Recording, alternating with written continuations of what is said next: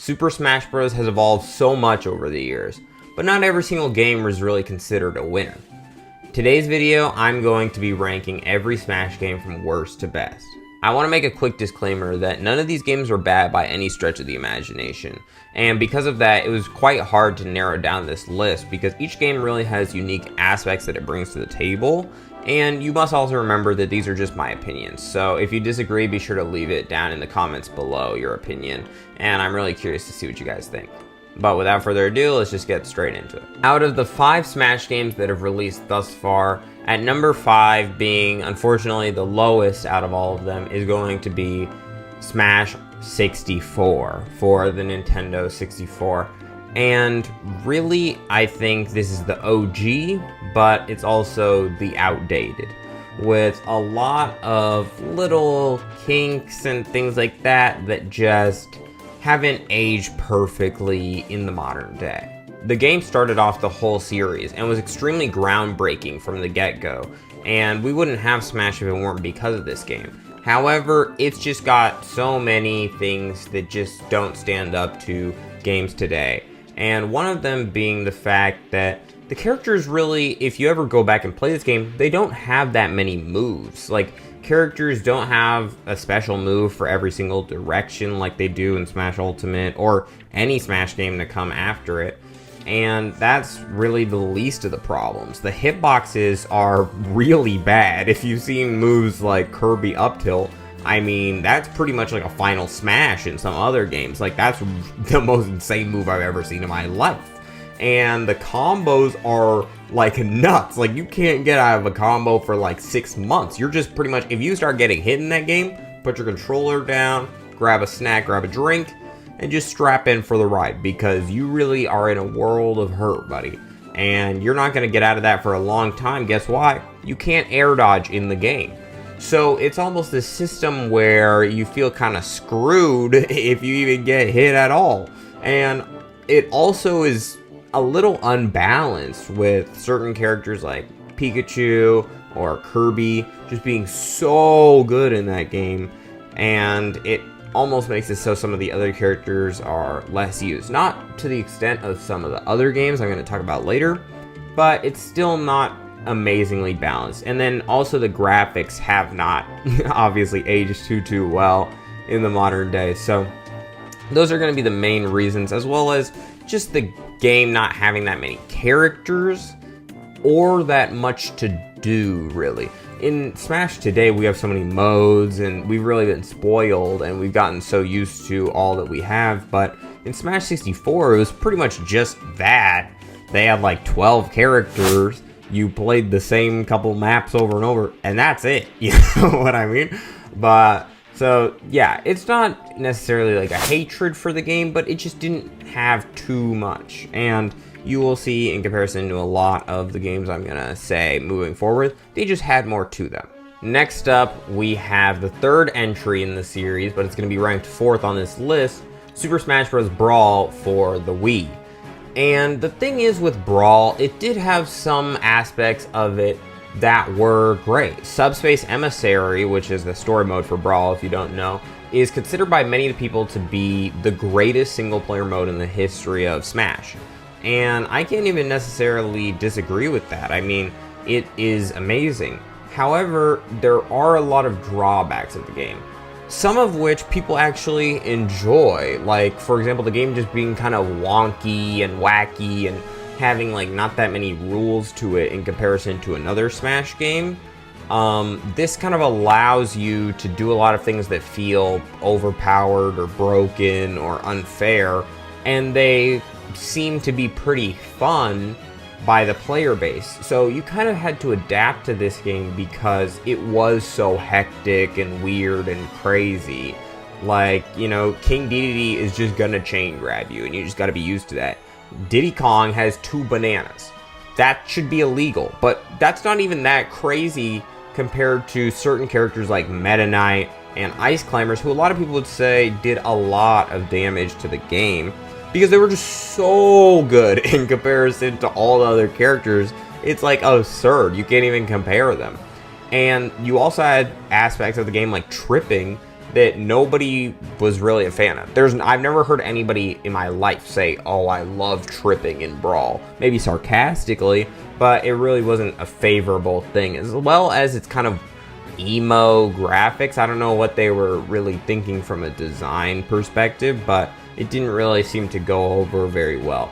And if you ever seen the knockback in Brawl, it's really like this weird kind of balloon floaty knockback. It is kind of weird. Like if you go back and play it, you'll be like, oh, that's kind of odd.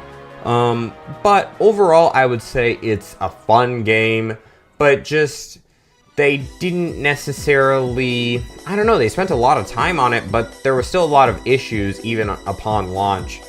And that's what's gonna put it at this spot. But I know for a lot of people, this is maybe the game that got them into Smash, or just their favorite game in general.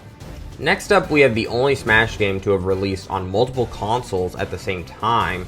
And this is already kind of a unique decision from Nintendo. I don't know really how people perceive it nowadays, if, you know, people really enjoyed that. I think it was a fun little gimmick to do, and it made it, like, more portable.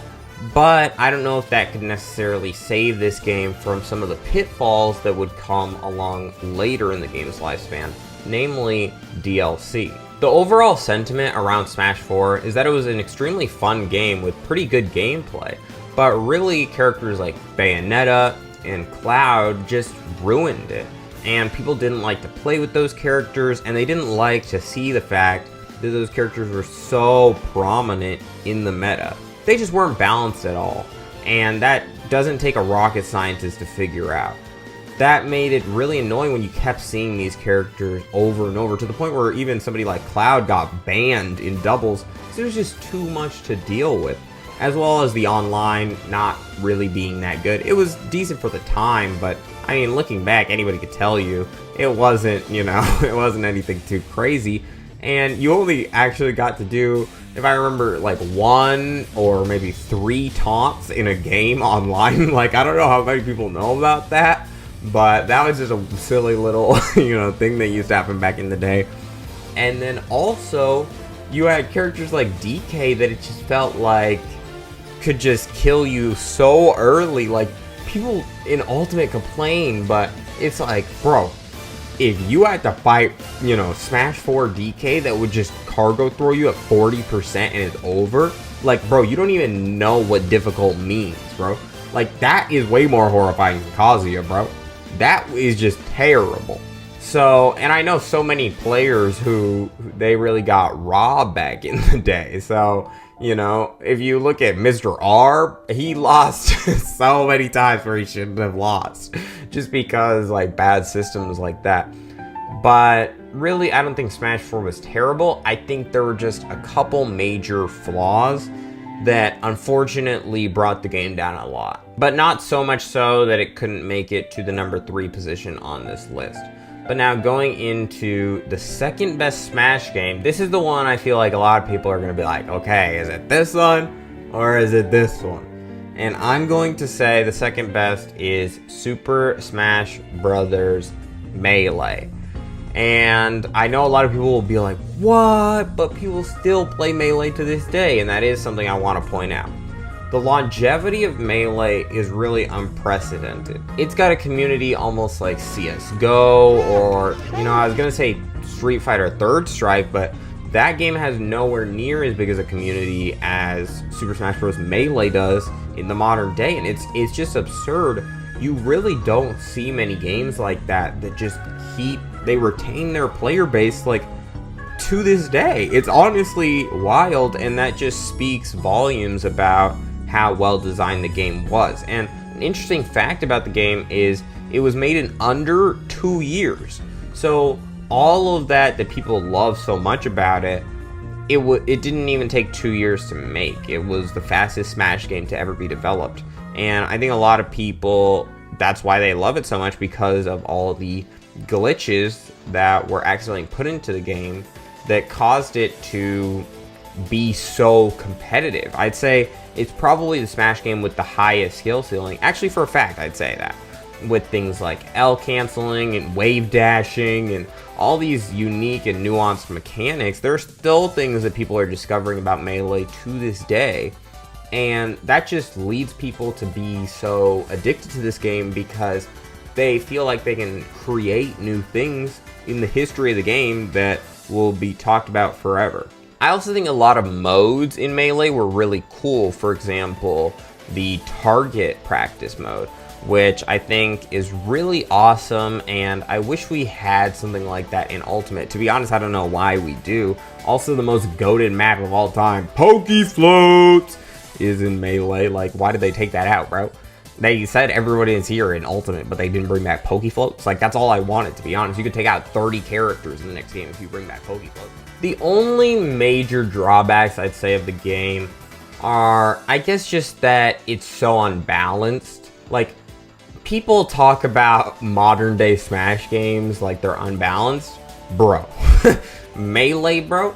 Like, you can't play Bowser. You can't play him. You're not allowed to. He's pretty much banned because he's so bad. Like, you have better odds playing Steve in a tournament where he's literally banned than Bowser in an open bracket Melee tournament because he's so terrible. Like, you might as well cut your hands off before you start playing. You probably have better odds of playing if you cut your hands off and play as Mario, you know? I think you could get the greatest AI of all time to go Bowser against, like, even a semi-decent Melee player, and they would just probably JV5 him. So, I think that is really something that drags it down a little bit for me, because I think you should be able to, anybody should be able to play any character and find at least some level of success with them. And so that's why it's not going to take the #1 position on my ranking. But moving into #1, everybody knows what it is. Everyone is here, Super Smash Bros. Ultimate. Everyone is here is absolutely correct. And I think that's something I want to get straight into with the game, is the fact that they brought back every character from every Smash game ever. I just said ever so many times. But really, it's true, and it's quite insane. I mean, I feel like we've gotten so used to it, it would be weird if they didn't do that forever. Like, the thought of taking away characters almost feels wrong. But they actually used to do that with every game. You're always like, I really hope my main's in the next one. Like, bro, what? If they take out my main, I don't even know what I would do. With everyone being here, it's going to have, by default, the biggest roster in Smash history, as well as many newcomers being announced in the game, and then, on top of that, many DLC characters being dropped. And I think people do tend to complain a bit too much about the DLCs. I know that, you know, they're not as balanced as maybe they could be, and we can always hope for more. But at the same time, I actually do think they're really cool in terms of the way that they are designed. Characters like Steve and Joker, I think it's so cool that Steve can mine like in Minecraft and he can get his materials from the game. Now, from a balance standpoint, obviously not great, but it's really cool that they incorporated it like that. And Joker with Arsene, like, I remember the first time I played Joker and I saw that meter and then he's got this guy behind him. I was like, this is awesome. And I just think that they put, you know, an extra level of detail into so much that they did in Ultimate that really pushed the game over that, you know, boundary. And it broke into a new level, I think, for a lot of people. Also, you can't forget about the over 1,000 music tracks in the game, over 100 stages, some of the best, like, actual gameplay mechanics in any Smash game, with things like parrying, air dodging, which, you know, maybe could use some work, but a lot of really good movement mechanics, and I just enjoy so much of that. There's also a lot of really fun modes people tend to forget about, like classic mode, like the, you know, home run contest, like Squad Strike. Bro, people need to talk about Squad Strike more often. That's just a classic mode right there. Squad Strike's just a classic mode. As well as the fact that, weirdly enough, I would say Smash Ultimate actually, this is not a big flex, but it has the best online of any Smash game. And don't come in here and say Melee was Slippy, bro. Do not come in here and say Slippy. That is not part of the game. Okay, that's not fair, bro. This is the best online Nintendo has ever put into a Smash game. It's still terrible, but it's the best, and I'm ranking them worst to best. So You know, that's another aspect for it. But overall, yeah, I think they just put so much polish, detail, and effort. It's almost hard to imagine that they could ever top this. But I do think they will. I think Smash 6 will be the best Smash game that they ever release. I'm very confident that they will do a lot. You know, I've heard that they've been developing the next, well, a new game. Sakurai has been developing a new game, totally not Smash, for over 2 years at this point. So I'm very confident that the team at Nintendo and Bandai Namco and everybody working on whatever the next project is can really make something outstanding that can surpass even Smash Ultimate. But yeah, what do you guys think is the best Smash game? Do you think it's Smash Ultimate? And if you do, no matter what you think it is, do you think that the next game has the possibility to surpass that or no? I'm curious. Please be sure to like the video, subscribe, and I hope you guys enjoy. See ya.